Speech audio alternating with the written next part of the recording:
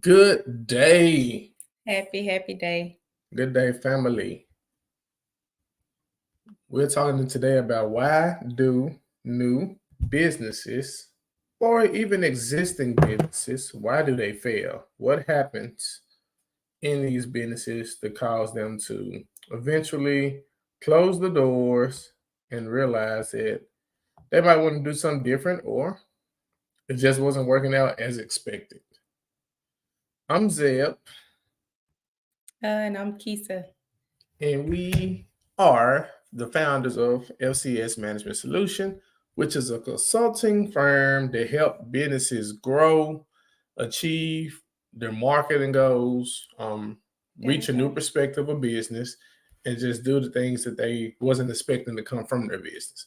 So Mhm. if you are starting a business, you're already in business, and for some reason you're just not hitting them goals or hitting those achievements like you planned and you feel stuck, you're stagnant, we are here to guide you through those steps. Absolutely. And it starts off majority of the time with those new businesses. I mean, with a new business, like you're starting out, you want the freedom from a job, but you're trying to figure out exactly how do you navigate, how do you leverage, how do you grow, how do you actually get that business to a good income where you can quit your 9 to 5. Mhm.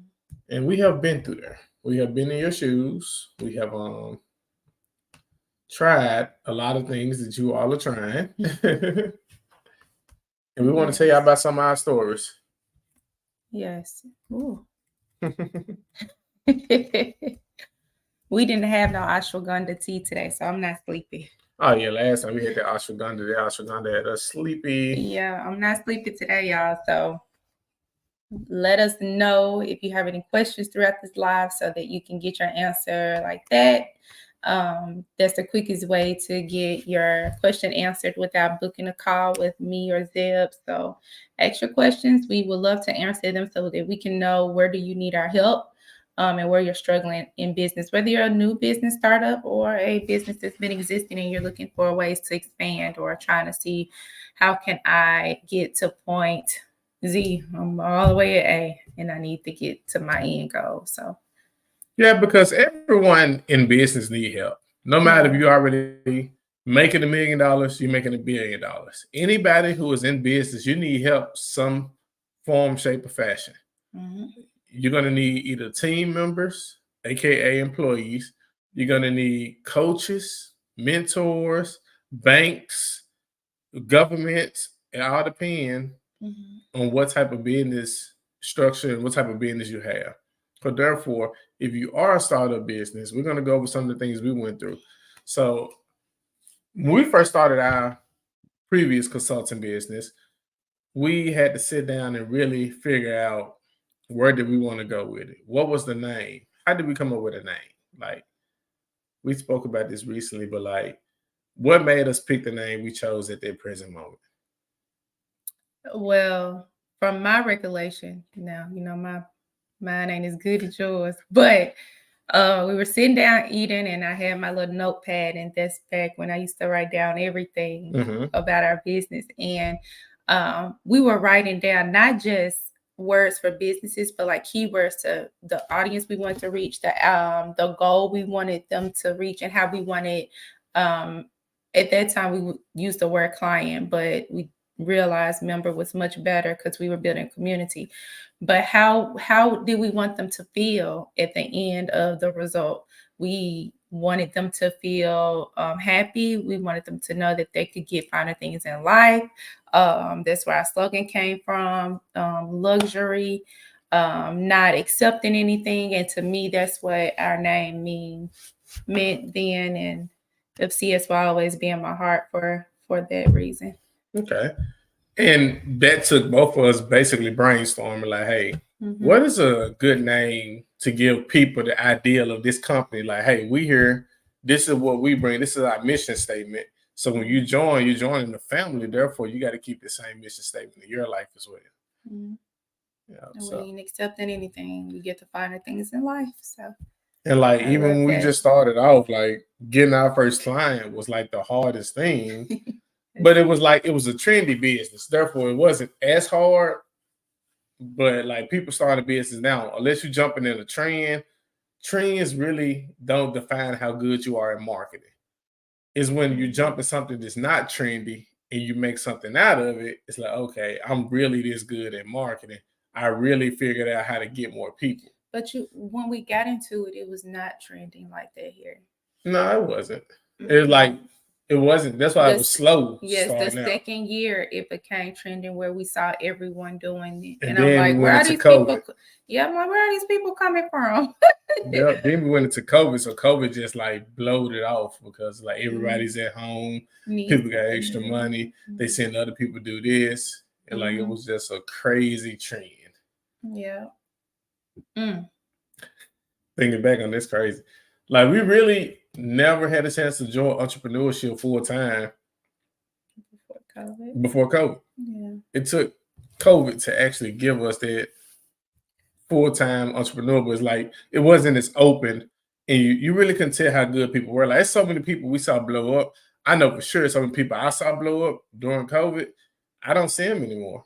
Like, no, they're doing something completely different. Yeah, like they not in that same atmosphere of what they was doing at first. They just completely switched the role, and they're just doing something different. But one thing I always say is that someone can look like they're really getting it on social media, and their bank account says otherwise. I hate to say it like that, but it's the truth.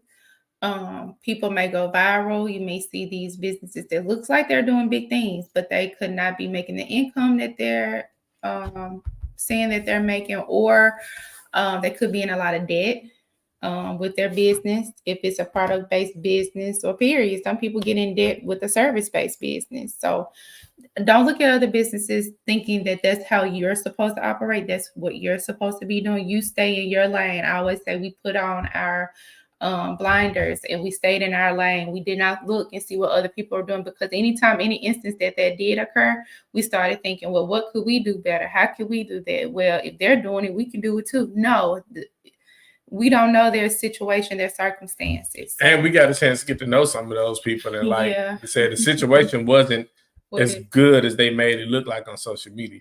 Like, just to give y'all a hint, so CPNs, which is the credit privacy number, which is a fake social, or it's a child social security, or somebody who's passed away social security number. A lot of these influencers or people who like they're getting it, they're using CPNs and racking up a bunch of credit and just doing identity theft things. That's why it's a big thing in the market. Like it's trending. A lot of people get away with it. A lot of people go to jail about it. A lot of people get fined significantly about it.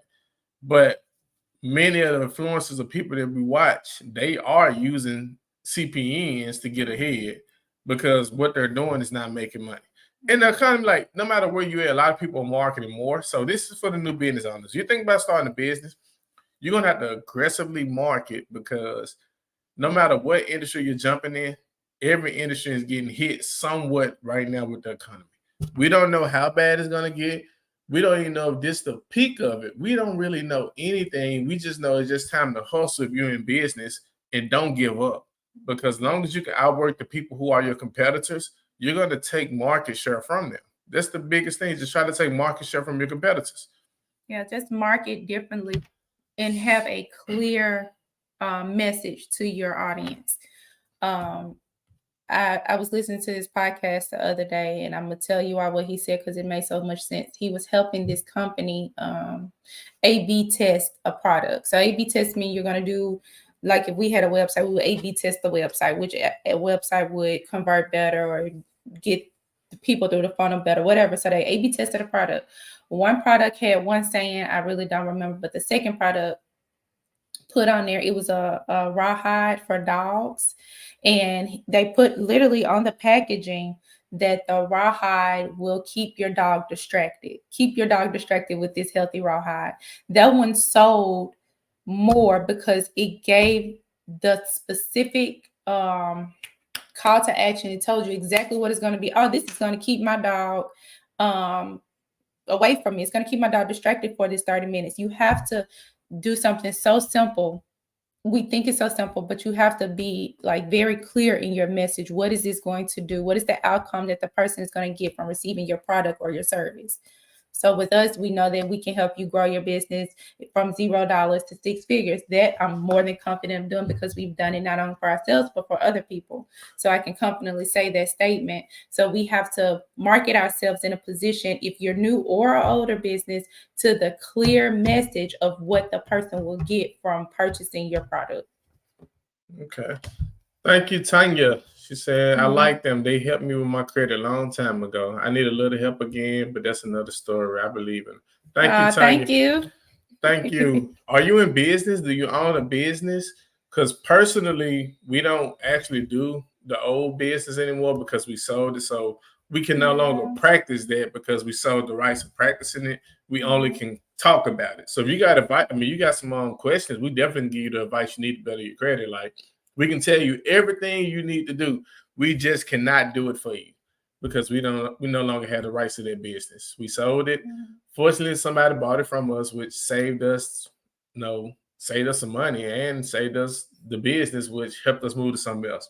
Yeah. So anybody who ever wondered, like, why did we stop doing credit? It's because we sold that business. It just let it go. It was time to move on. Somebody wanted a business. And we're like, okay, because we had to even coach them. That what made us move to what we're doing now. We had to coach them in the business. Like, okay, well, maybe we should take on coaching because we had been doing it. Yeah. Let's help people. So yeah, and it wasn't purpose filled anymore, if I'm honest with you. Yeah, we had did it for quite some time, and it, not to be wrong or rude, I just got to tell it like it is.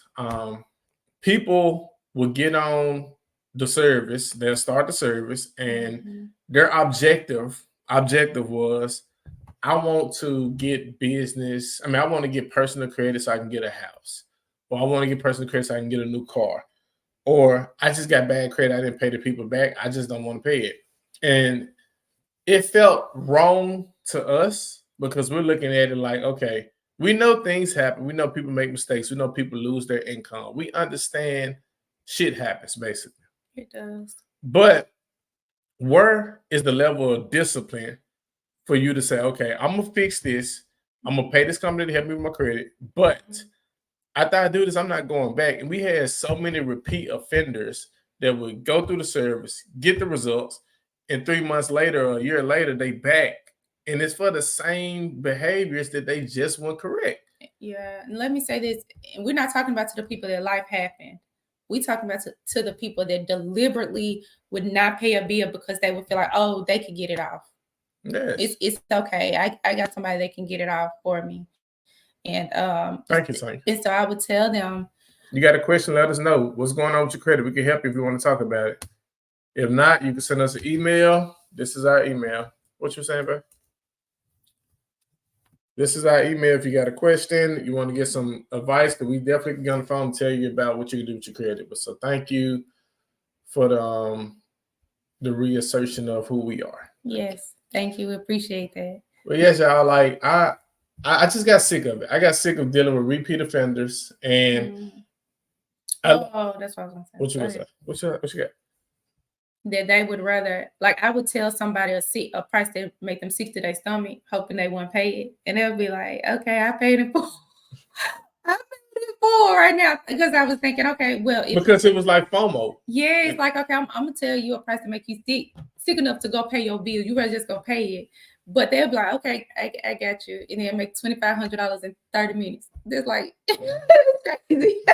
Thinking about it, you rather do that than take a portion of that and just settle. Yeah, and like even you'll pay me $2,500. Let's say you'll pay $2,500 for me to help you remove something that you wouldn't pay. But on top of that, the debt you had probably was no more than $200 or $300. That's what I'm saying. And like instead of you just going to go pay that debt back, you rather go through a full service. And there's no guarantee that it's going to get deleted at the time you want it to. Absolutely. So therefore, you're wasting your time, you're wasting money, and it's just like. And I've always been transparent. Zeb can tell you he's transparent. I'm transparent. I tell you, I can't promise this gonna come up in this amount of time before you want to pay us anything. I cannot promise you that. I can't promise you it's gonna come off. But if you call and settle, I'm advising you to, you need to pay Yeah, your pay your debt. debt first. Pay your debt. And I'm telling you, we was on people, nope. So I'll tell you a price to make you 60 or something, you still And y'all, like she said, it just wasn't fulfilling enough. No, like, I didn't it feel wasn't. fulfilled. You didn't feel fulfilled. It's like Mm-mm. we did it for so long, but now we're helping new business owners after selling their business, and we're starting to help them fulfill what their dreams are. Yes. And not only doing that, but they're able to employ people now. They're able to help someone with a career. They're building their dream along with them getting out of someone else's dream. And Absolutely. that's what it's all about. It's all about seeing the bigger picture and going after it. But we appreciate it. Thank you, Miss Hall. Absolutely. We appreciate it, especially the support on the channel. If you would, like we tell everyone, like, share, subscribe. We'll put it there so y'all can see it. Help us reach more people. We're going to try to stay consistent with these lives and this information. And if you all got questions, concerns, if you all have things that you're working on and you just need their help, I said go to the email. Thank you again. This is our email. It's posted right here. It's a email the support at zebandkeisa.com with your details, and we can help you out. Yes. Like, we don't want you to be afraid. If you're afraid to ask the question on live, next time we go live, we won't put your information out there, but we'll ask the question so other people can get an answer. If you got that new business and you just can't figure out where to go and how to get that business up and running, there are ways you can do that, and we have programs suited for someone to get in their position and start growing their business. Absolutely. You don't have to stay at your 9 to 5. If you want to quit, it's a possibility you can quit. Definitely, it's a possibility you can quit, and you can take whatever you use, that small business, and grow it. Yeah. So don't think you just have to stay there. You can build your own 401k, your Roth IRA, your own retirement, your own portfolio. Anything that someone else's dream give you, you can build it into your dream. Yeah. Just got to get out of that matrix. Escaping your 9 to 5. I'm telling you, I thought I would never escape. I thought I would never escape. You know how you can have a good feeling that something is just not for you? Well, I didn't have that good feeling since 16 because I never could keep a job. How many jobs have I had, I wonder? Since when? Since I've Period. been knowing you? No. Oh. Since I've been knowing you, just timed it by 3, then we just put like 140. There is no way I could have worked 140 jobs. I don't know how many I had, but I do know I have been at some longer than 2 or 3 years. What's the longest you've been at one? Like a year. I think like a year, maybe. Yeah, a year and a half. Why do new businesses fail? So I got another one. If you all who are in business, you can get grants. We don't personally write grants. I would never touch a grant in my life. I don't even want a grant for my business if I started a new one. I believe a grant is like a handout, and some people who get handouts don't do right with them. They don't manage them correctly, and they end up looking for another handout. But you can get a business plan put together. You can get someone to help you write a grant. They can pull your information and elect you for that grant. And you can get it's a website out there. I can't think of it. I think it's skip something. I can't think of it top of my head, but I've seen people talking about it.